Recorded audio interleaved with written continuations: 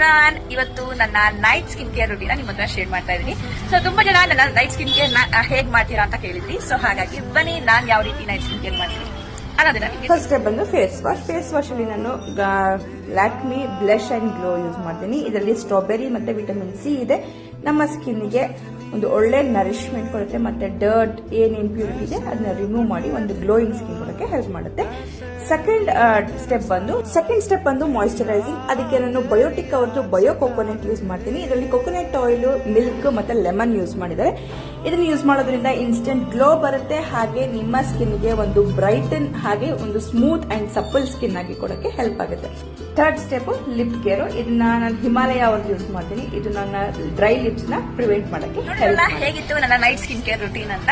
So ಇದೇ ರೀತಿ daily ನಂದು night skin care routine miss ಮಾಡ್ದಂಗೆ ನಾನು ಫಾಲೋ ಮಾಡ್ತೀನಿ. ಸೊ ನೀವೇ ಇನ್ಸ್ಟೆಂಟ್ ಆಗಿ ನನ್ನ ಸ್ಕಿನ್ ಅನ್ನ ನೋಡ್ತಾ ಇದ್ದೀರಾ. ಸೊ ಎಷ್ಟು